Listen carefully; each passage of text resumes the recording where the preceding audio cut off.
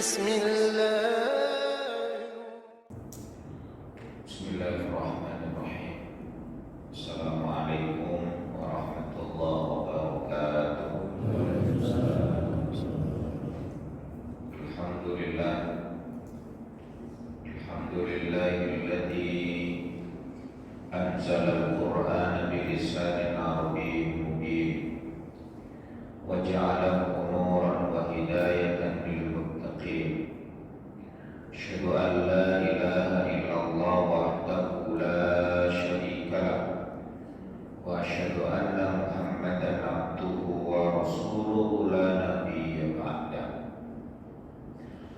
Allahumma salli wa sallim wa barik ala sayyidina Muhammadin wa ala alihi wa sahbihi wa man tabi'ahum bi ihsanin ila yaumiddin, amma ba'd. Allahumma anfa'na bima 'allamtana wa 'allimna ma yanfa'una wa zidna 'ilma wal fahma.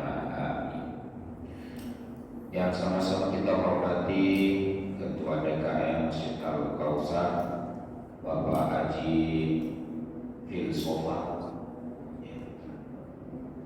dan yang kami hormati para tokoh yang hadir pada kesempatan ini, Bapak Ketua Yayasan Al-Kausar, Bapak Profesor Dr. Susan Kusudi, alhamdulillah hadir bersama kita. Para mantan Ketua DKM yang kami hormati, guru kita Ustaz DRS Haji Sofyan Daud, alhamdulillah hadir bersama kita. Dan Bapak DRS Haji Marwono Sugeng MSc, alhamdulillah hadir.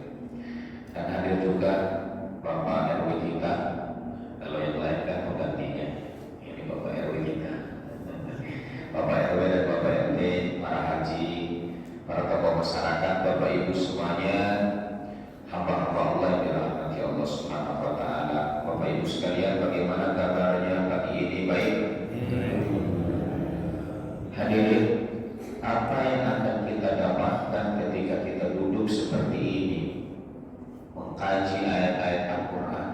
Apa yang Allah dan Rasulnya janjikan untuk kita? Kita sudah mempelajari Quran dari mulai surat Al-Baqarah sampai surat Yunus, surat Yusuf. Sudah 12 surat ya. Nanti kita lihat. Maka inilah janji Allah hadirin bagi kita yang hadir pada majlis ilmi, lalu membaca Al-Quran, lalu kemudian mengkaji kandungannya, apa yang akan didapat. Baik hadirin. Nah, inilah sabda Rasulullah, majtama'a qaumun fi baitin min buyutillah yatluna kitaballahi wa yatadarasunahu bainahum illa nazalat alaihimus sakinah wa ghashiyatuhumur rahmah wa haffat bihimul malaikah wa dzakarahumullahu fi man indahu. Kata Rasulullah, sebagaimana hadis ini diriwayatkan oleh Imam Muslim, majtama'a qaumun, tidaklah berkumpul sebuah komunitas, sebuah kelompok ya, atau kumpulan masyarakat, tidaklah berkumpul fi baitin min buyutillah, di rumah Allah di muka bumi ini ya. Rumah Allah ini bisa disebut dengan masjid atau juga tempat belajar ya. Nah, kemudian sekelompok manusia ini berkumpul di masjid atau di majlis ilmi, apa yang dilakukan? Yatluna kitab Allah, membaca ayat-ayat Allah, membaca Al-Quran. Tidak cukup hanya membacanya, wa yatadarasunahu bainahum, dan mempelajari kandungan Al-Quran. Membaca dan persis nggak seperti yang kita lakukan pagi ini. Yes, itu kan. Apa yang akan kita dapatkan? Ini hadirin akan kita dapatkan illa kecuali nazalat alaihimus sakinah, pasti Allah hadirkan kepada mereka as-sakinah, ketenangan, wa ghasyiyatuhur rahmah, dan hidupnya akan dibaluri oleh Allah dengan cinta dan kasih sayangnya. Wa haffat bihimul malaikah, dan malaikat akan hadir bersama kita, hadir di sini nanti bersama kita dan berdoakan kita. Nanti kita bahas lebih detail. Wa dzakarahumullahu fi man indahu, dan Allah menyebutkan nama kita fil mala'il a'la, di tempat yang terhormat di hadapan para malaikat, menyebut nama kita antum sebagai bentuk penghormatan kepada kita semua. Allah masih bersama saya? Baik hadirin. Sebelum kita kaji satu persatu, yaitu pertama berkumpul di mana hadirin? Ini fi baitin min buyutillah. Berarti berkumpulnya di mana? Di masjid atau semua tempat yang digunakan untuk belajar ilmu. Ya. Kemudian setelah itu apa? Di tempat itu ngapain? Yatluna kitab Allah, ya, membaca ayat sejarah. Makanya kenapa di majelis-majelis ilmu itu minimalnya kita buka dengan membaca basmalah, ayat Allah teman, ayat Allah. Atau di taklim-taklim itu pasti di awalnya dibuka dengan pembacaan ayat suci Al-Quran. Ya. Setelah itu apa hadirin? Ahlan wa sahlan bapak-bapak, mudah-mudahan barokah semuanya. Saya doakan yang hadir pada kesempatan ini gajinya dinaikkan oleh Allah. Amin. Gaji, bukan gaji. Apa bilangnya gaji itu gaji? Kalau gaji yang merah-merah, kalau gaji yang putih-putih.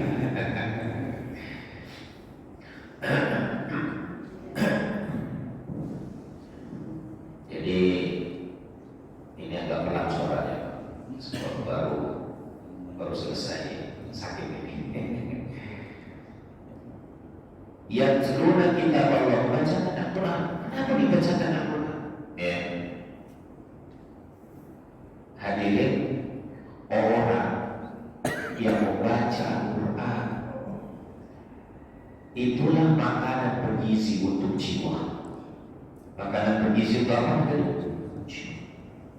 Kan manusia ada jiwa dan raga, ya kan? Maka kalau orang membacakan Al-Quran pada dirinya, jiwanya kenyang. Jika jiwanya kenyang, itu yang membuat dirinya tenang. Sama kan? Kalau fisiknya lapar, kira-kira gimana Pak? Nyaman gak ya? Gak nyaman. Makanya panitia itu lagi sibuk nyiapin apakah itu di luar kan? Nah itu untuk santapan jasmani. Sekarang santapan apa Pak? Rohani. Iya itu. Ya. Bacaan Al-Quran walaupun kita tidak memahami maknanya, tapi sel-sel tubuh kita memahami Pak. Ya ini bisa berapa banyak penelitiannya Prof. Termasuk tumbuhan itu bisa memahami bacaan Al-Quran. Dan penelitian juga menyebutkan orang yang baca Al-Quran ini dengan tarkib, sel-sel tubuh kita yang rusak akan tergantikan dengan sel-sel tubuh yang baik. Sehingga apa? Sel-sel tubuh kita senantiasa baik. Bahkan ada yang menggunakan terapi untuk kesehatan. Al-Quran kan juga disebut dengan syifa. Ya.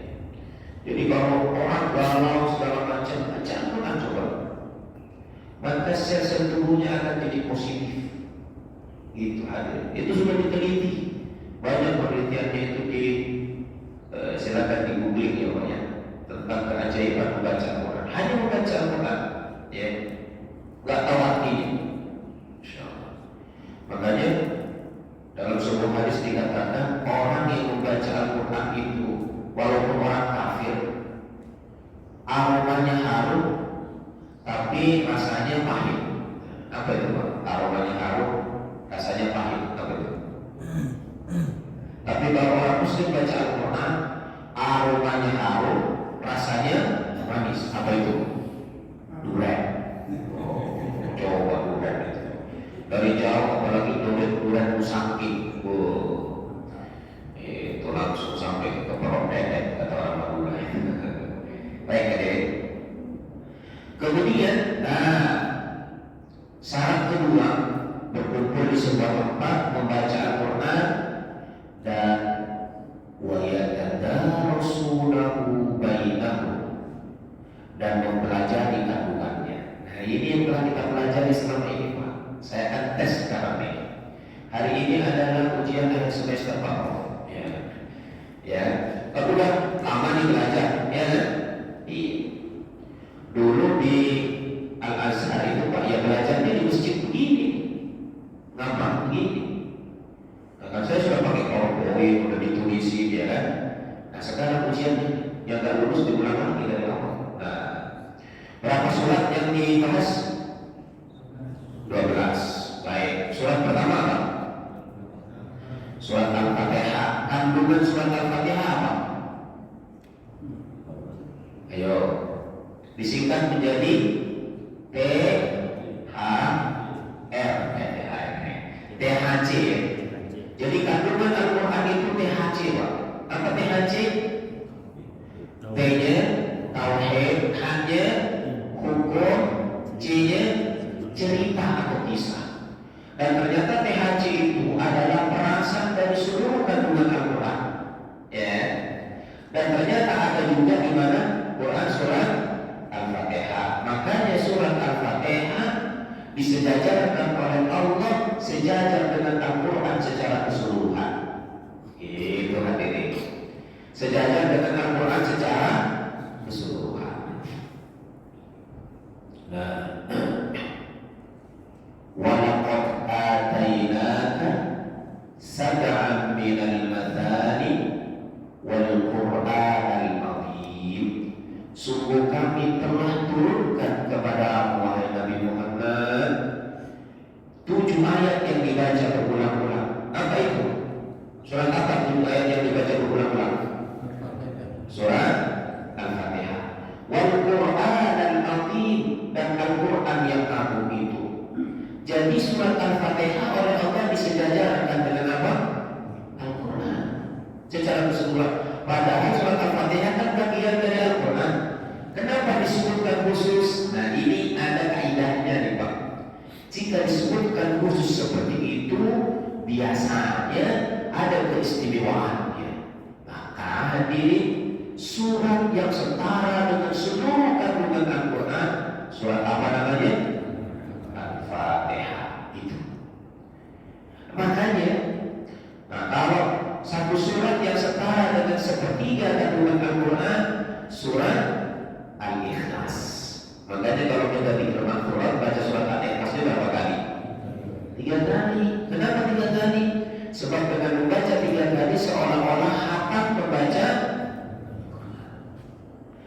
Terus makanya kalau kita juga berpikir membaca surat Al-Fatihah seolah-olah kita menghatam 1 kali. Makanya nanti kalau pulang bilang kami ini, Ma, sediain bubur ayam 2 mangkok. Kenapa? Sudah hatam baca Al-Quran 3 kali. 3 kali.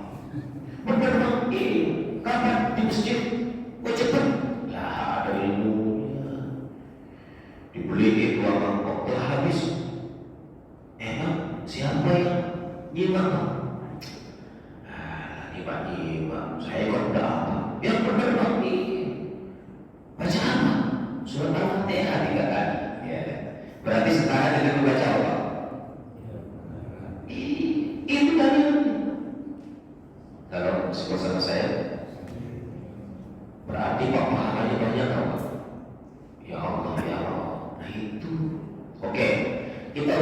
hubungannya kan? Makanya hadirin, pernah dengar gak kisah orang yang masuk ke dalam gua, gak mau bisa keluar, ya kan? Terus kemudian dia apa? Berdoa kepada Allah, ya Allah, dahulu saya pernah melakukan kebaikan-kebaikan ini. Jika kebaikan ini kau terima, ya Allah, tolong bantu, tolong ya Allah, geser batu ini. Lalu kemudian dia setelah berdoa begitu, digeser batunya, didorong sendiri, bisa nggak? Bisa. Sampai 3 orang kan? Itu namanya dalam berwasilah dengan kebaikan. Makanya hadirin jangan salahkan orang yang sebelum berdoa, yuk kita baca surat Al-Fatihah untuk ini. Itu namanya berwasilah dengan kebaikan. Surat Al-Fatihah yang 30 juz itu seolah-olah dengan begitu berharap Allah mengabulkan permohonan kita. Itulah ilmunya. Halo, masih bersama saya? Baik, wayatata Rasulullah di sini. Kita mempelajari kandungan Al-Quran. Kalau bacaannya ada ilmu tajwid, kalau kandungannya seperti yang saya sampaikan tadi, apa kandungan Al-Quran secara keseluruhan yang terringkas dalam surat Al-Fatihah? Disingkat apa hadirin? T, H, C. T-nya tauhid, H-nya hukum, C-nya kata siapa seperti itu? Menurut Syekh Muhammad Ali As-Sabuni dalam kitab tafsirnya Safwatul Tafasir, ketika beliau menjelaskan tentang surat Al-Ikhlas, gitu. Jelas ya? Ini yang bilang begitu pakar tafsir, Pak. Ada marajin. Selanjutnya surat yang kedua Al-Baqarah.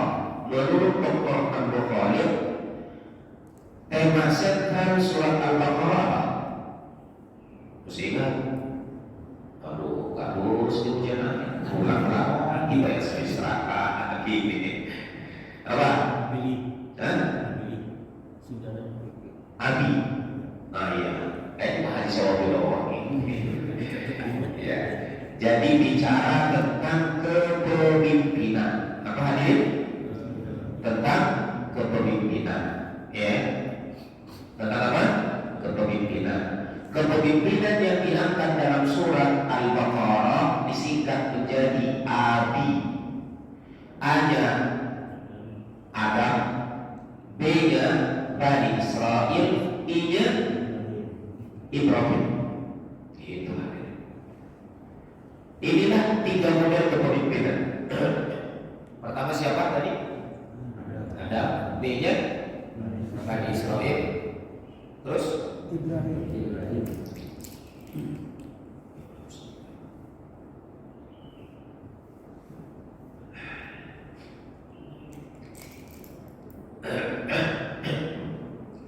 Ini kalau masa COVID kayaknya nggak boleh ceramah begini, Pak. Untuk repot ya.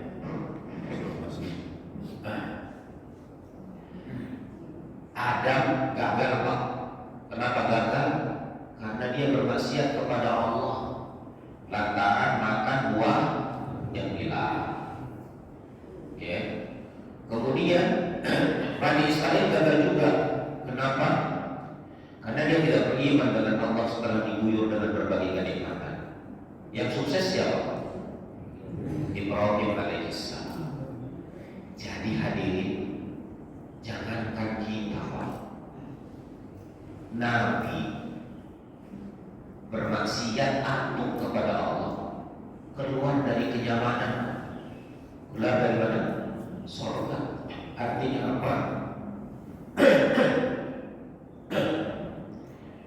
Nabi, orang yang bermaksiat kepada Allah, pasti hidupnya bakalan gelisah, walaupun nampak mentereng hidupnya. Maka Nabi Adam ketika bermaksiat kepada Allah keluar dari surga. Bajunya tertanggal nggak, Pak? Akhirnya pakai apa? Dedaunan kan? Itu menunjukkan kemuliaan atau kehinaan? Nabi itu kekasih Allah. Dan sampai kemudian sama Allah dipisahkan antara Adam dan Hawa, ya kan? Tetapi karena bertaubat, minta ampun, baru dipertemukan kembali ibu di mana Pak? Di Jabal Rahmah. Setelah puluhan tahun, padahal waktu itu gak ada WA. Kalau ada WA kan enak, ada Sherlock Holmes, gitu kan? Waktu itu kan gak ada itu. Lalu Pak RW, ini Pak RW yang lain penggantinya ya. Iya, kan kata Gus Dur begitu. Gubernur Jawa Timur itu Gubernur Suryo, yang lain penggantinya, ya kira-kira begitu. Baik hadirin. Nah, sementara ini penting ya, Nabi Adam di surga tapi bermaksiat, terlepas seluruh kenikmatan hidupnya, menderita. Jadi orang Pak yang menghalalkan segala cara untuk mendapatkan apapun di dunia dengan cara bermaksiat, maka yang didapatkannya tak akan pernah menenangkan dalam hidupnya. Itu rumus dalam Al-Quran. Tapi orang yang senantiasa konsisten di jalan Allah, topan pokok hidup. Seperti siapa? Nabi Ibrahim alaihissalam, diuji dengan berbagai kesulitan, dijawab dengan penuh dengan keimanan. Masya Allah. Sukses gak Pak? Sukses. Diabadikan oleh Allah kesuksesannya dalam Quran. Surat Al-Baqarah ayat 124. Inni ja'ilun fil ardi khalifah. Kulantik kaum Ibrahim sebagai pemimpinnya manusia. Dan begitu pun anak keturunan, kecuali anak keturunanmu yang zalim. Makanya ketika kita bersalawat kepada Rasulullah dan kepada siapa Pak? Ibrahim. Karena Nabi Muhammad masih keturunan Nabi Ibrahim. Artinya apa? Disebut orang yang sholat Pak, agak berhenti mengikuti Nabi Ibrahim. Padahal Nabi Ibrahim sudah lama wafat. Inilah yang disebut dengan manusia yang punya cara. Boleh sudah wafat, tapi kebaikannya tetap dikenang dan menginspirasi kita semuanya. Masya Allah. Allahumma salli ala Sayyidina Muhammad wa ala ali Sayyidina Ibrahim. Masya Allah. Baik, jelas ya sampai di situ. Itu surat apa hadirin? Al-Baqarah tentang kepemimpinan. Surat Ali Imran. Surat Ali Imran itu kandungannya tentang konsistensi pada kebenaran. Apa hadirin? Konsistensi pada kebenaran. Ali Imran, keluarga Imran. Ini berbicara tentang keluarga Pak. Tapi berbicara tentang keluarga, tema sentralnya tentang konsistensi pada kebenaran. Ternyata aktor yang diangkat oleh Allah di sana adalah dua wanita mulia. Masya Allah. Yang diangkat aktornya siapa Pak? Yang pertama istrinya Imran namanya Hannah binti Fakut. Siapa namanya? Hannah binti Fakut. Dan yang kedua, aktor kedua wanita yang diangkat dalam surat itu adalah Maryam binti Imran. Hadirin, ini memberikan sebuah isyarat keluarga itu akan baik keturunannya jika istrinya baik. Halo. Ini jaminan untuk Al-Quran yang berbicara jika istri-istri, Didi lain, saya bilang istri-istri, tatapannya penuh makna, penuh pertanyaan. Jika wanita atau istri kaum muslimin soleha, insya Allah anak keturunannya soleh dan soleha. Tapi kalau suaminya yang soleh, istrinya bejat, belum tentu Pak anaknya soleh. Contohnya siapa? Nabi Nuh. Istrinya nggak benar Pak, anaknya karena nggak benar. Tapi Fir'aun punya istri soleha namanya Asia, punya anak angkat namanya Musa, Jadi Nabi dididik oleh wanita salehah. Itu dirangkum kisah ini oleh Allah dalam Quran surat At-Tahrim. Masya Allah. Surat Ali Imran itu Pak disebut juga dengan surat An-Nisa kecil. Itu hadirin. Masya Allah. Jadi dua surat ini nanti surat Ali Imran dan surat An-Nisa itu berturut-turut memuliakan peran wanita. Makanya Pak, wanita itu idealnya di rumah kita punya istri, ilmunya luas, pintar, gunakan untuk mendidik anak kita 24 jam. Nanti kalau anak kita sudah mulai mandiri, penting nih Bapak Ibu, udah SMP ke atas, silahkan wanita boleh keluar kalau diizinkan oleh suaminya.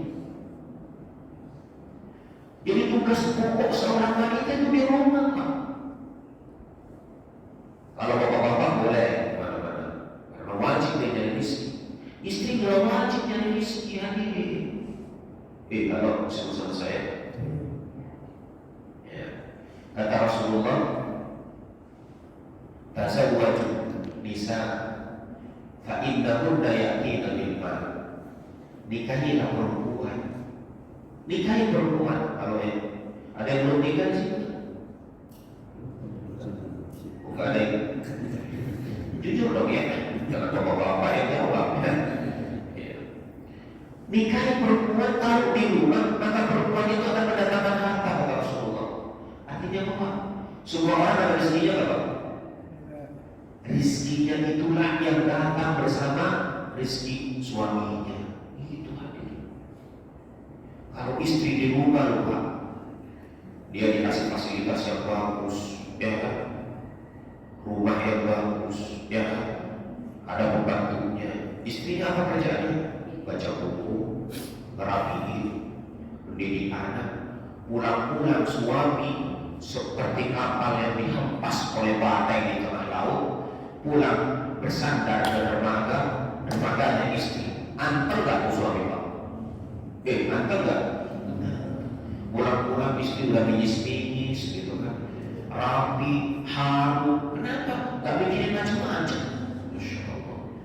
Nah itu pentingnya istri Pak, menenangkan jiwa suami ketika dihantam badai kehidupan.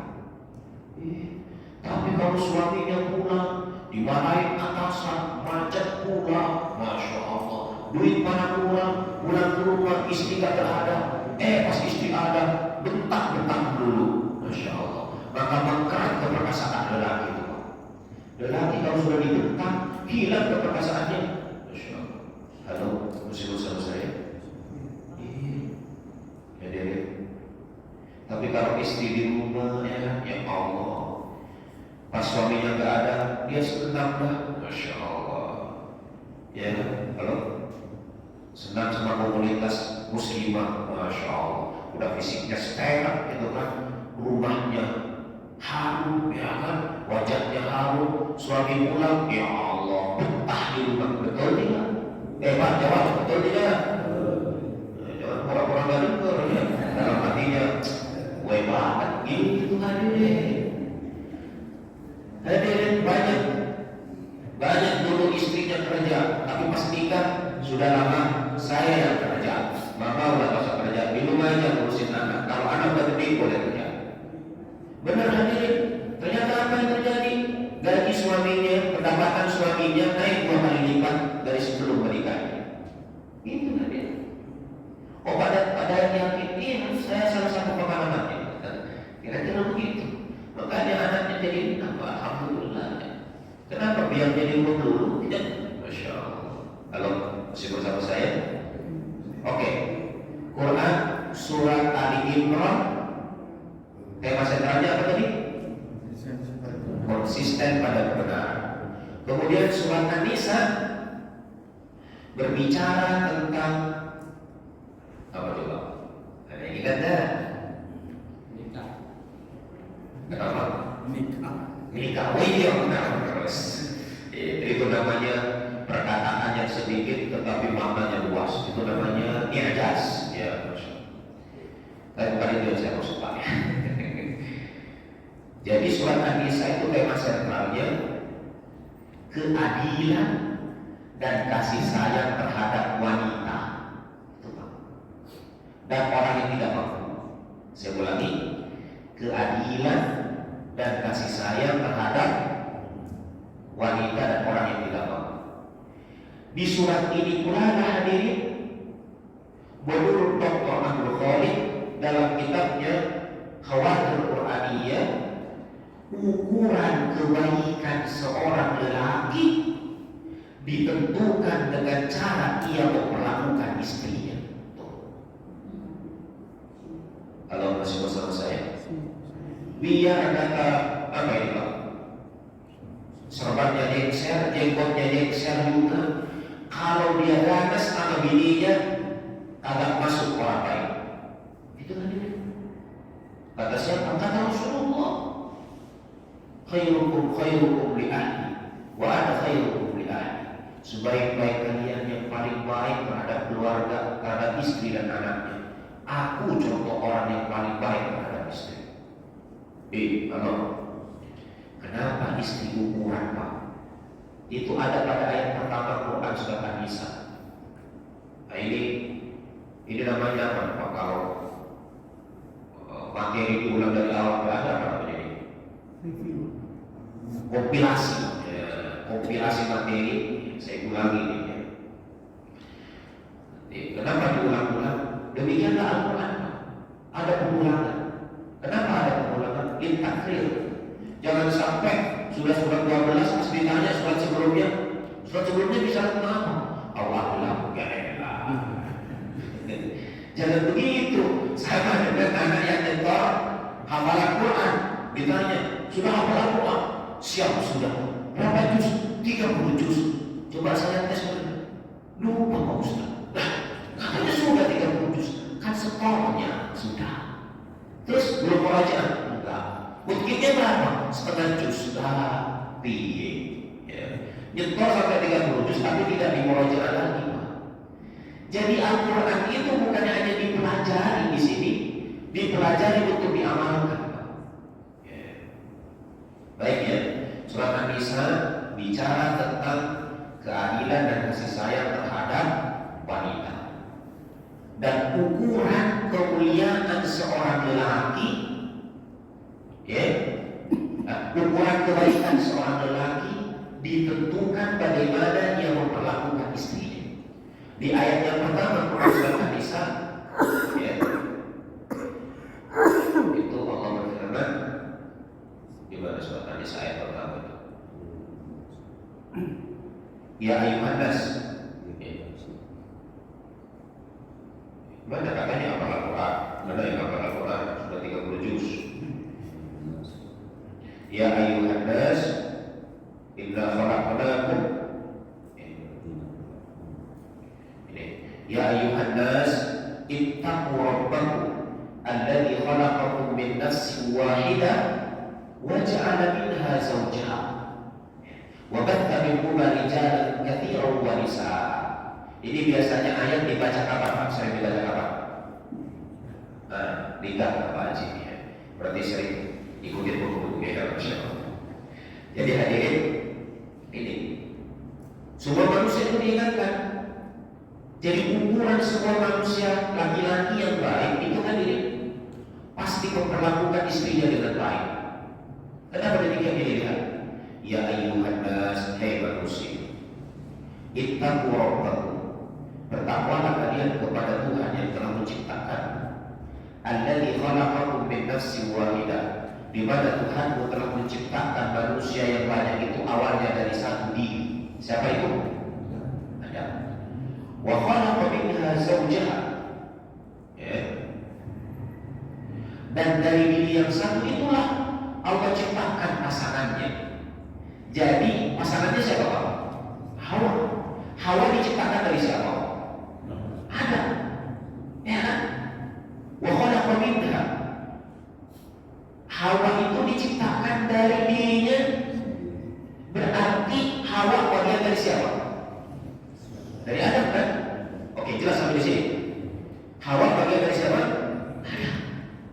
Berarti kalau istri itu sesungguhnya bagian dari siapa? Suaminya. Berarti kalau suami berbuat baik kepada istrinya, pada hakikatnya dia berbuat baik kepada siapa? Dirinya sendiri. Tapi kalau ada orang berbuat jahat kepada istrinya, saat itu dia berbuat jahat pada siapa? Dirinya sendiri. Coba, ini kira-kira benar dari lelaki? Dia berbuat baik sama orang lain, tapi jahat kepada dirinya sendiri. Kira-kira bagus atau tidak bagus sih, Pak? Sama orang baik, sama janda-janda muda baik, gitu kan? Sama bini, ya Allah, kata saya lebih MC, pelitnya 17 setan. Oh, gitu. Apa itu 17 setan? Pasal penting juga kata saya lebih MC. Kalau dia sedang mendeskripsikan tentang orang kikir, ya Allah, pelitnya 17 setan. Apa itu Pak? Orang Betawi. Jadi hadirin, makanya Pak, siapa orang yang memuliakan istrinya, Allah lah yang memuliakan dirinya. Masya Allah. Kenapa begitu Pak? Perempuan itu dimuliakan oleh Allah. Karena hancurnya peradaban dimulai dari hancurnya perempuan. Catat baik-baik ini. Hancurnya peradaban dimulai dari hancurnya perempuan. Gitu Pak. Coba kalau istrinya hancur, anak-anaknya jadi pengen Pak, biar bapaknya keren kayak Nabi Nuh. Coba, halo, gue jadi tegak begini. Makanya pulang-pulang Pak, ini penting ya Pak. Kalau rumah kita mau baik, lingkungan kita mau baik, yang pertama kali seorang suami itu harus menjadi baik. Dan kebaikannya harus ditularkan kepada istrinya. Perlakukan dia dengan semulia mungkin dengan bimbingan Allah. Hidupnya barokah. Barokah. Tapi kalau istri disia-siakan, gak bakalan barokah turun di rumah itu Pak. Neraka. Oke? Al-Mulaka seperti ring tinju, berapa bawahnya? Ini istri Pak, bapak dapat istri itu bayangkan Pak, mulai dari kecil deh, ini kayak ceramah pernikahan aja. Coba Pak, bapak kalau punya anak, ini Pak, kebayang, kalau punya anak gadis masih kecil, yang dia mungkin siapa Pak? Bapak ibunya kan? Masih makan, dikuliahin kedokteran pula, Pak Prof. Habis duit, tak tahu-tahuan. Pas udah jadi dokter, kan? Yang jadi ulama dimuliakan di Mesir. Pas jadi ulama perempuan, tinggal kita main ambil aja. Saya nikah, saya terima nikah. Setelah itu apa Pak? Yang menikmati siapa? Orang tuanya atau istri suaminya? Bahkan dia paling tunduk pertama kali kepada suaminya. Coba bayangkan. Padahal yang berinvestasi banyak siapa Pak? Dengan orang tuanya diberikan fasilitas, dimuliakan itu anak. Pas menikah dengan seorang suami, ternyata disia-siakan, dibentak-bentak. Saya bener baik, apa-apa kagak marah. Bahasa sederhana, lu tuh udah nikmati, udah jadi ini, begitu aja. Emaknya sama bapaknya gak menikmatinya. Dia yang merawat dari kecil. Lu, kalau kita ketahuinya, udah gede begitu, main diselewengkan. Itu lulusan Al-Azhar, itu lulusan kedokteran. Bapak emaknya keluarin duit kagak karu-karuan. Dan lu udah jadi, negornya gak karu-karuan. Si bener baik, kira-kira begitu. Halo, masih bersama saya? Ini ceramah nikah untuk pengantin lama, rasa pengantin baru. Ya, begini, makanya pulang Pak. Masya Allah pulang. Biar mereka sudah 60 tahun saya. Begitu Pak. Keren itu keren. Ini saya kasih duit. Loh, Pak, kan duitnya masih ada. Udah pegang aja. Karena banyak kebutuhan. Masya Allah. Bang, apa kekurangan ayah memperlakukan mama? Gak ada, papa baik banget. Sudah, papa itu bukan malaikat. Coba Iya sih Pak, Bapak banget. Baik banget. Cuma itu apa? Oh, kasih wanita kemerdekaan mengkritik kita Pak. Hebat itu lagi. Masya Allah. Ini hari kemerdekaan. Halo, masih bersama saya. Jangan sampai negerinya merdeka, bininya kagak merdeka, ngomong sama suaminya aja takut. Bener baik. Saya gak nyikir, itu berat. Pas ngomong kenceng begini, suaranya bagus ya. Pas pelan-pelan. Halo, masih bersama saya. Ayo, saya sering begitu. Apa Mi? Ngomong aja. Apa kekurangan saya? Enggak marah. Justru Umi kalau mengkritik saya itu bentuk cinta yang bersemi pada saya, peduli pada saya. Iya sih Mak, apa keren, hebat. Duit tak pernah absen. Kasih sayang Masya Allah romantis pada sahabat. Cuma itu apa maksudnya? Kalau berangkat kantor rapi banget, kalau di rumah pakai kosong dong. Coba kalau ke kantor kenapa rapi Pak? Apa maksudnya kira-kira? 10 katanya. Pak, Bu, istri itu berhak melihat ketampanan kita. Jangan cuma karyawan doang. Halo? Berhak gak istri melihat ketampanan bapak-bapak? Kok kalian jawab? Ini kayaknya suka pakai kostum ya. Di rumah, kalau perlu Pak, pas di rumah, wah ini harum keren gue. Pasti istri tanya, Papa mau kemana? Mau ke hatimu? Iya. Kira-kira istrinya gimana Pak? Mau kemana Pak? Nggak kemana-mana. Mau di sini bersama. Kok pakai baju baru? Kok pakai baju bagus? Emang salah saya membahagiakan istrimu dengan ketampananku. Masya Allah. Biar kata aki-aki yang ngomong begitu gimana rasanya?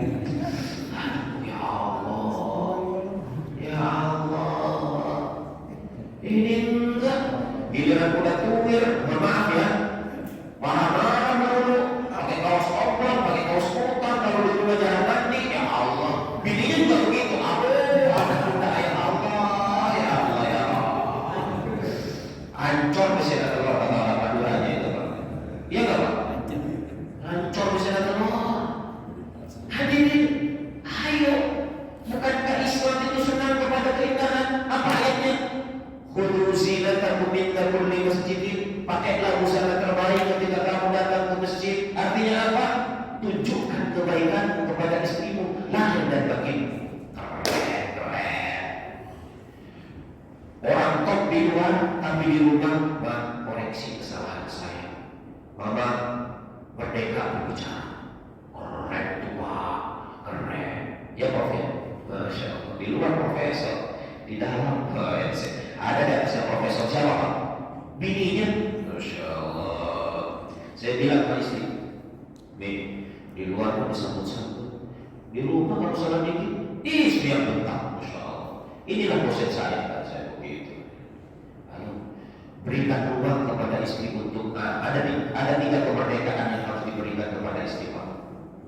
Pertama, kemerdekaan berbicara. Berikan kemerdekaan Pak. Jangan sampai suami dikasih masukan sama istrinya, suami benar dulu. Jangan Pak, kagak ada sekarang orang benar dulu, enggak. Ya, emang malaikat. Kenapa Bapak begitu? Sebab Pak saya datang ke rumah nih Pak. Saya sampai berjanji nih Pak ini mau buka rumah konsultasi rumah samara. Kenapa? Banyak orang datang ke rumah nih Pak suami. Curhat tentang suami istri. Kasus yang saya tangani sekarang, kasus orang poligami Pak. Masya Allah. Kata saya aja nggak berani poligami. Apa poligami? Kata saya mati ya. Istri saya libatkan Pak. Ya kan? Kenapa? Ternyata banyak suami nggak mau dengerin kata bini. Gitu kan? Lalu tapi kalau di sini kan orang baik-baik semua ya kan? Diomong ya kan? Anda masih bersama saya? Suaminya nggak mau dengerin kata bini ini. Hadirin, maka saya bilang sama di berbagai tempat saya bilang, pertama berikan kemerdekaan kepada istri untuk berbicara. Karena istri itu bukan jajahan kita, dia merdeka. Yang kedua, berikan kemerdekaan finansial. Apa kemerdekaan finansial? Jika kebutuhan rumah tangga 10 juta, maka kasihlah 2 juta atau 1 juta, bilang yang 2 juta atau 1 juta khusus buat mama, terserah, merdeka. Yang 10 juta itu kan kebutuhan rumah tangga, ya kan, ya asik lah, ya membantu lah, ya makan lah. Yang paling banyak makan istri pak, suami. Ya suami, masya Allah. Jadi kalau dia megang duit, biar tak kerja ya pak, biar tak kerja, ada gajinya dari kita maksudnya. Apa? Dia 10 juta kebutuhan rumah tangga semuanya, ini 2 juta khusus buat mama. Terserah mau dia main. Itu namanya nafkah untuk istri dari sisi duit. Sehingga istri berangkat kerja punya duit dong. Kalau orang punya duit kira-kira kalau duduk begini atau begini pak? Iya, keren kan? Dia mau datang ke rumah orang tuanya ngasih sama emaknya. Kamu kok gak kerja? Saya sama suami udah dikasih. Itu jatah buat ibu memang. Suami yang ngatur. Loh kok kamu masih rumah? Saya kan juga punya jatah dari suami saya berbagi sama emak, kata emaknya. Ya Allah, gak sia-sia saya udah kami fakultas kedokteran, ya Allah. Udah soleha, masih ngasih di duit. Ya Allah, Dek, saya melihat kamu aja rumah tangganya anteng begitu, punya rumah udah gak perlu ngasih, udah senang, apalagi ngasih tambah banget. Besok-besok tambah iya. Halo, masih bersama saya pak. Kemerdekaan apa namanya? Dan yang ketiga, mohon maaf nih pak, ini penting juga. Ini seolah-olah tidak penting nih pak, tapi penting. Apa? Kemerdekaan di kamar. Halo, masih bersama saya? Kemerdekaan di kamar. Nah ini yang sering saya sampaikan ketika konsultasi dengan Pak. Kenapa? Mohon maaf. Jangan sampai hanya suami yang bisa menikmati hubungan suami istri, tapi istri tidak menikmatinya. Malu-malu itu Pak. Halo. Menurut pakar seksiologi, kalau suami keluar, plong dia Pak. Tapi kalau istri tak keluar, dia nggak merasa terindahnya pernikahan. Tapi kalau dia bisa keluar sepekan, kata pakarnya, dia bisa senyum-senyum Pak. Sepekan. Bayangkan kalau sepekan dia bahagia, masak bahagia, ngurusin anak bahagia, nyambut suami bahagia. Yang untung siapa? Suaminya, jangan egois suami. Halo? Makanya beliau akan pulang ya, Masya Allah. Apa masih bersama saya? Ya, itu Pak. Bisa dipahami sampai di situ. Baik, Quran surat hadis waktunya habis. Saya persingkat. Setelah Quran surat hadis apa? Al-Maidah, pemenuhan janji. Kemudian setelah surat Al-Maidah, Al-An'am. Quran surat Al-An'am tema sentralnya berbicara tentang tauhidullah, mengisahkan Allah. Setelah itu Quran surat Al-A'raf, surat yang ke-7, tema sentralnya berbicara tentang menentukan sikap. Sebab dalam Quran surat Al-A'raf itu dalam peradaban manusia itu ada nabi, ada Adam, ada iblis, gitu. Ada pencipta kebaikan dan pencipta kebatilan. Itu akan terus berakhir sampai hari kiamat. Maka kaum muslimin tentukan kemana sikapmu, kira-kira begitu. Tentu mengikuti jejak para Quran surat Al-Anfal berbicara tentang sebab-sebab pertolongan Allah diberikan, asbabun nasab. Surat yang ke-9, puncak interaksi manusia dengan Allah, itulah surat Taubah. At-Taubah itu puncak interaksi manusia dengan Allah. Surat yang ke-11, surat apa? Surat yang ke-10, surat Yunus, bicara tentang qada dan qadarnya Allah. Qada dan qadarnya Allah. Lalu kemudian surat yang ke-11, surat Hud, tentang keseimbangan. Tentang apa hadirin? Keseimbangan. Waktu itu rumusnya KTT, ya kan? Konsisten pada kebenaran, tidak melampaui batas, dan lagi tidak cenderung kepada kezaliman. Artinya apa Pak? Apapun yang terjadi dalam hidup tetaplah seimbang. Begitu hadirin. dikasih kesulitan, dikasih kemakmuran, tetaplah seimbang, adil di jalan kebenaran. Dan yang terakhir, Quran surat apa? Surat Yusuf. Tema sentralnya tentang apa? Pengaturan Allah itulah yang terbaik untuk kita. Apa hadirin? Pengaturan Allah itulah yang terbaik untuk kita. Dan Nabi Yusuf diatur oleh Allah mulai dari cinta sampai kekuasaan. Singkatannya apa? Masih ingat ya? Baru pelajaran kemarin, belum semester yang lalu. Singkatannya CSIPK. Apa hadirin? CSIPK. C-nya cinta. Cinta ayahnya Nabi Yusuf, namanya Nabi Yakub, mengantarkan Nabi Yusuf kemana? S-nya masuk sumur. Tapi hadirin, sumur simbol penderitaan. Kalaupun kita menderita, jangan lari dari Allah, tetapi tetaplah bersandar kepada Allah setelah berikhtiar.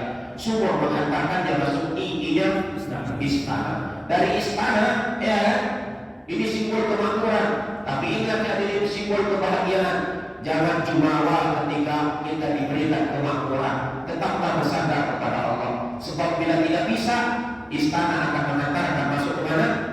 Penjara. Biarpun kita masuk penjara, berapa banyak orang, para ulama yang menghasilkan karya monumentalnya seperti Buya Hamka di balik jeruji besi. Artinya apa? Tetap optimis di dalam dasar kesulitan hidup. Walaupun terpuruk dalam kesulitan hidup, tetap harus berdoa kepada Allah. Karena pengaturan Allah adalah pengaturan yang terbaik. Maka dari penjara Nabi Yusuf masuk kepada hanya apa? Kekuasaan. Jadi sesungguhnya Nabi Yusuf ditakdirkan oleh Allah hendak menjadi penguasa, menteri keuangan Sri Mulyani lah, kira-kira begitu ya. Kalau Pak Prof, temannya Pak Prof dari UI juga kan. Ya. Tetapi kenapa Nabi Yusuf harus masuk sumur dan masuk penjara dulu? Itu cara Allah men-training Nabi Yusuf, menyekolahkan Nabi Yusuf ketika dia berkuasa. Dia tak punya hati yang tega untuk memberikan penderitaan dan pengkhianatan kepada rakyatnya. Itu loh hadirin. Halo, masih selesai? Halo, masih selesai? Masih. Pas nyebut terakhir kayak ngomongnya kok pedes-pedes sedikit. Bukan, Nabi Yusuf ya kan? Nabi Yusuf ya kan? Jangan sensi ya. Hadirin, kalau kita sudah mempelajari kandungannya, apa yang ini sebenarnya yang ingin disampaikan ini Pak, muter-muter ya. Karena saya ingin merefresh sesungguhnya Pak. Materi sudah banyak disampaikan, tetapi harus ada yang melengkapi Pak.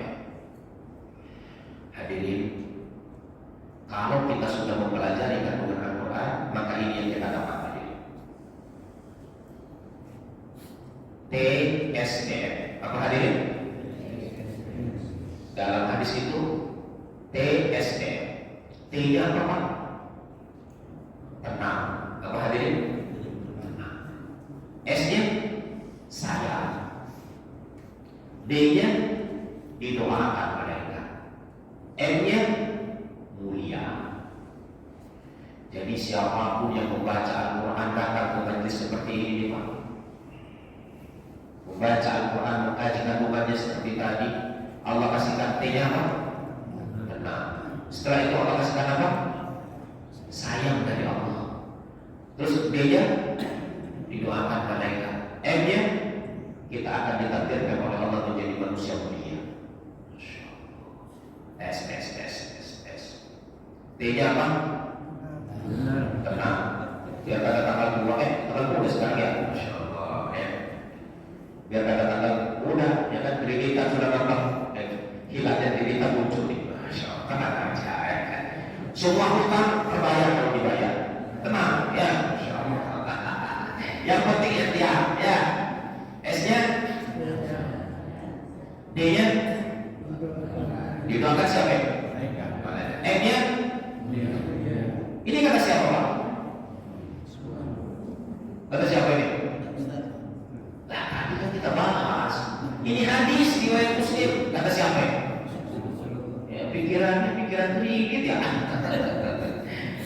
Yang punya kreditan kalau muda itu kan tanggal 2 punya duit muncul hilal kreditan ya Allah. Tapi di sini kayaknya orang yang punya kontrakan semua namanya ya. Lagi-lagi kontrakan ada. Ya. laki nggak dapat Pak Ustaz. Baik yang tenang ini Pak. As-sakinah. Ini kenapa? Illa nazarat alaikum sakinah. Kenapa orang tenang Pak? Al-Quran itu kan disebut oleh Allah nur. Allah letakkan cahaya Al-Quran di hati orang yang membaca dan membacanya. Ditaruh di situ. Ini salahnya. Itu yang membuat kita tenang. Masya Allah. Baca Al-Quran, kaji kandungannya untuk diamalkan. Apapun badai kehidupan yang menyapanya, ditenangkan oleh Allah dirinya. Itu tenang. Kita akan merasakan itu. Begini-begini ya, istrinya begini-begini ya. Tenang. Allah yang mengizinkan musibah ini terjadi. Tenang, Allah yang mengizinkan ini terjadi. Allah memiliki pengaturan yang terbaik. Jalani dengan menyebut asmanya. Itu jiwanya orang beriman. Tenang dalam hidup karena kesadaran kepada Allah. Kenapa tenang? Karena Allah meletakkan cahaya yang Allah letakkan di hatinya, cahaya Al-Quran, sehingga jadi tenang. Baca, biasakan baca Al-Quran, Pak. Dawamkan coba.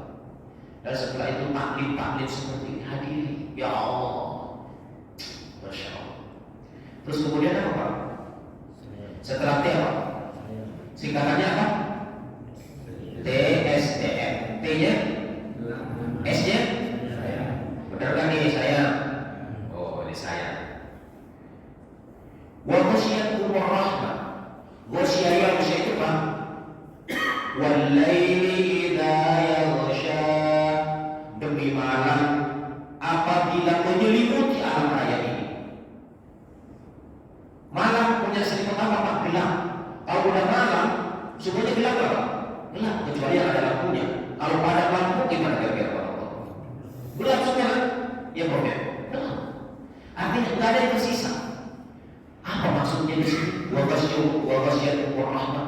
Orang yang membaca Al-Quran, mengkaji kandungannya untuk diamalkan, hidupnya diselimuti rahmat Allah. Rahmat Allah itu apa? Cinta dan kasih sayang Allah. Allah selimuti dengan sayangnya. Kalau kita udah layak disayang oleh Allah ini, lapang ini hidup. Masya Allah. Biar kita dipertemukan dengan kesulitan hidup, Allah anugerahkan kekuatan untuk melewatinya. Masya Allah. Biar kata istrinya cerewet, suka cerewet, kata suaminya, cerewetnya dia adalah ungkapan cinta yang terungkapkan pada dia. Biarin cerewet paling 2 menit. Ya, Masya Allah. Gitu Pak. Allah masih bersama saya.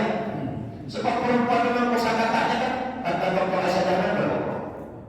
20.000. Laki-laki cuma 7.000. Wajar kalau dia ngomong. Berada. Mau kemana Mbak? Ke pasar. Karena semuanya naik lagi. Dulu cuma dikasih segini. Yang ditanya berapa? 1. Yang jawab berapa? Itu dalam skripsi kan cocok itu. Pertanyaan penelitiannya 3, jawabannya 10. Itulah berhubungan. Ya, Insya Allah. Halo, masih bersama saya? Baik, hadirin. Diselimuti kasih sayang Allah. Ya Allah, indah banget itu hidup. Orang kalau disayang oleh Allah, nggak ada yang bisa menghinakannya. Itu.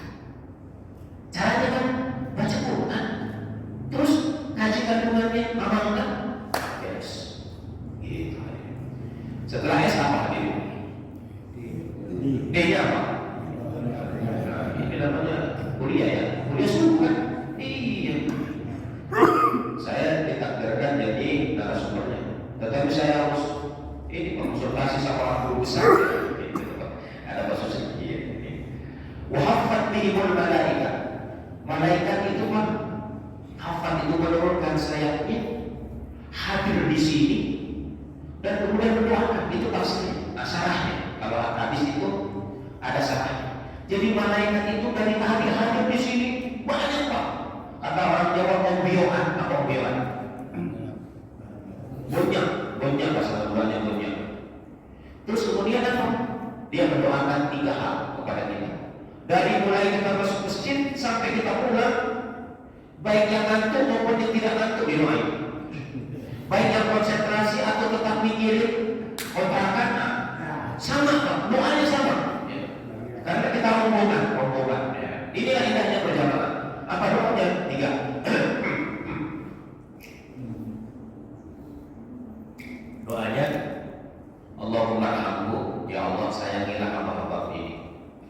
Allahumma ighfir lahu, ampuni seluruh dosa-dosa.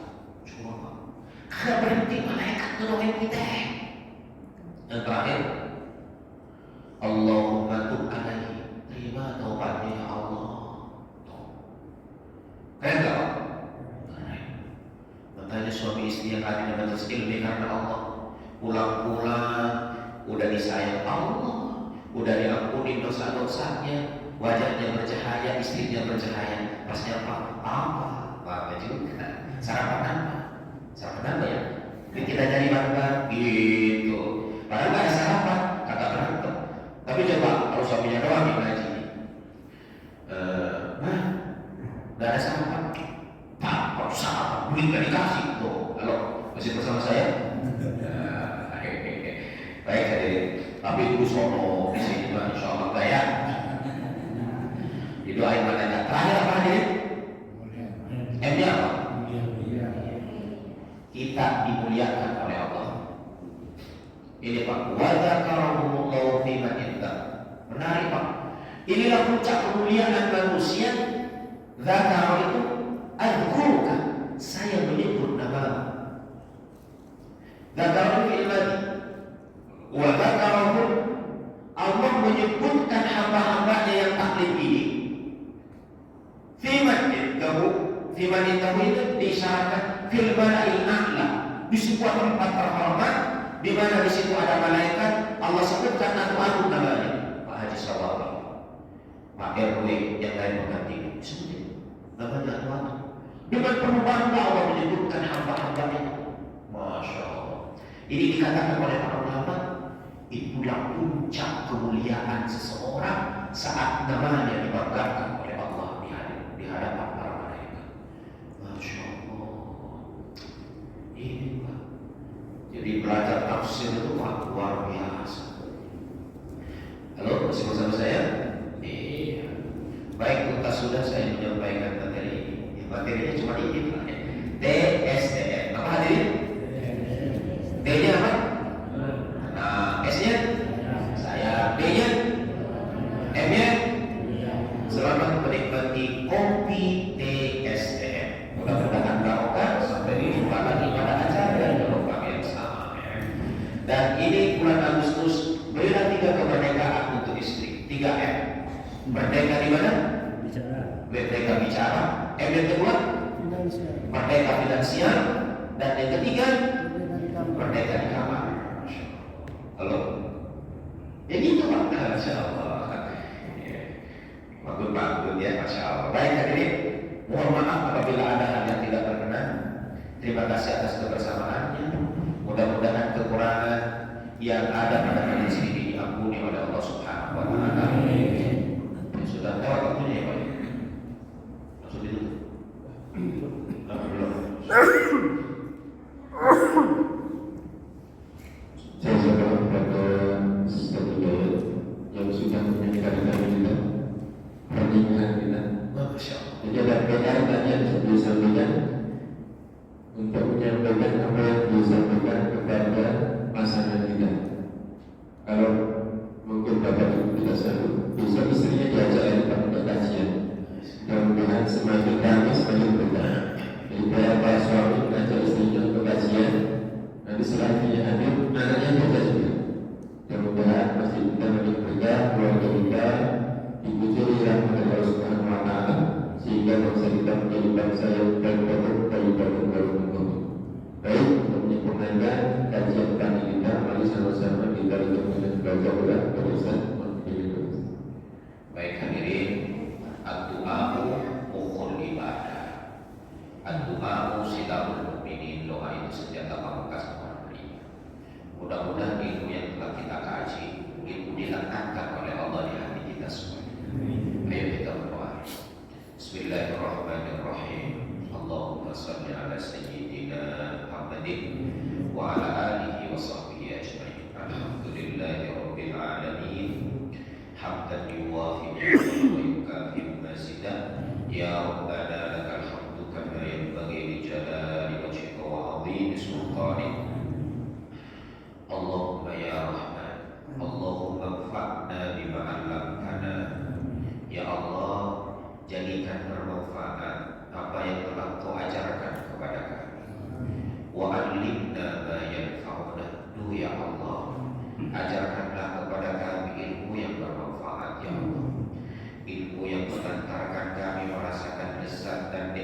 taat kepada-Mu ya Allah, ilmu yang mengantarkan kami ya Rabbana bermanfaat untuk kehidupan kami, ilmu yang mengantarkan kami membuat keluarga kami menjadi sepenggal surga yang Engkau cicipkan kepada kami di muka bumi ini ya Rabbana. Wazidna ilma wal fahma ya Allah, tambahkanlah kepada kami ilmu dan pemahaman yang penuh barokah ya Rabbana. Rabbana atina min ladunka rahmatan wa hayyi' lana min amrina rasyada. Ya Allah, anugerahkanlah kepada kami dari sisi cinta dan kasih sayang-Mu yang membuat seluruh urusan kami mudah dan Kau mudahkan ya Allah, sehingga apapun yang kami hadapi kami bisa melewatinya menuju puncak kesuksesan yang penuh bahagia dan barokah ya Allah. Rabbana atina fid dunya hasanah wa fil akhirati hasanah wa qina adzabannar walhamdulillahi rabbil alamin. Assalamualaikum warahmatullahi wabarakatuh.